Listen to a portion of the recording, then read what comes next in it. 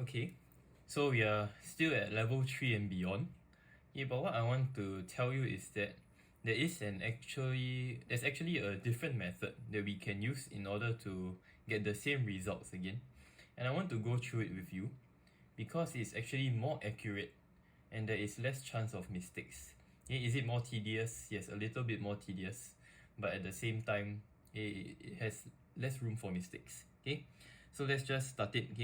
Okay, the initial method that I've taught you is a triangle method. Why is it a triangle method? Because it's a triangle. Okay, and so the next method is a parallelogram method because yeah, the outcome will be that you get a parallelogram out of it.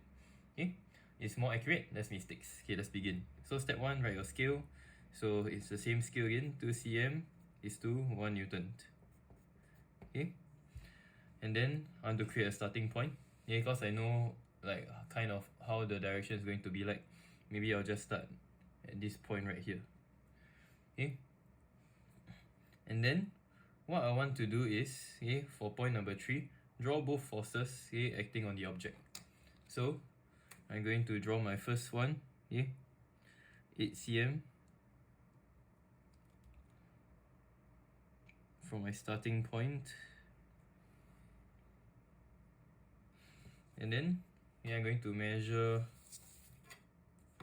my 50 degrees again.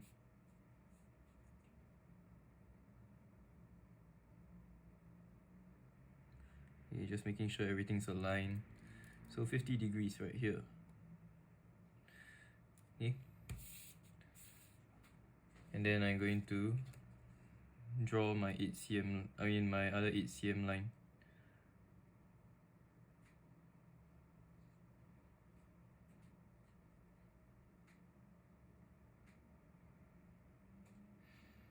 So you gotta be quite precise about this in order to get the best results. Okay, and that's what we are looking for. Because if your results are too far away from the actual, the actual answer, right, you will not get your marks anymore. Okay, so you draw your 4 Newton arrows. Okay, and then the next step. Okay, so down here it says, okay, draw parallel lines to the forces that touch the other force. Okay, so what I will do is, okay, show you how to draw parallel lines, right?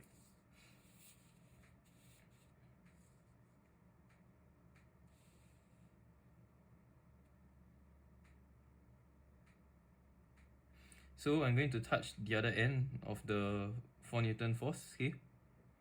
And then I'll draw my line through here. Okay, maybe I should have drawn it a bit longer. And then I'll draw the other one.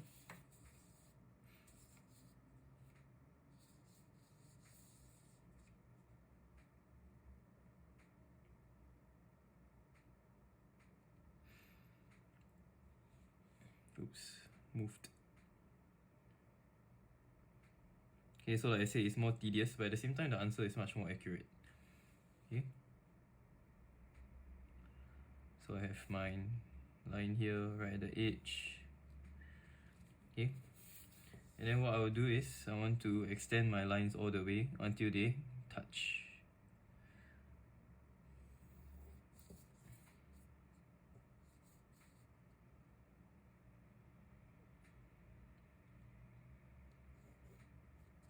Okay, so I have an end point down here. And then what I'll have to do is I have to take an eraser and I have to erase it so that it becomes a dotted line. Because these are actually imaginary lines. They are not real forces. See, they are just implied forces. Okay, they are the forces that are implied from the initial forces. Okay, so next one. Okay, draw the resultant force line. I know that this is the edge. Okay, and I just draw my line through. And the next question that sometimes you'll might be confused is, what's the direction of the arrow? Okay, so if you see that the direction is going outwards and outwards, okay, you have to make sure that it's going towards the end point. So your arrow has to point towards the end point. So that's one place where a lot of students also lose their marks. Okay, even for this part also. Okay, some of y'all might end up losing your marks down here because your arrows are wrong. Okay, and so once again you have to measure it. Okay, Oh, so for this time I get exactly 15 cm. Okay, so I got 15 cm, and so it will be 7.5 newtons. So I put 7.5 newtons. Okay, and this is how I will use the parallelogram method.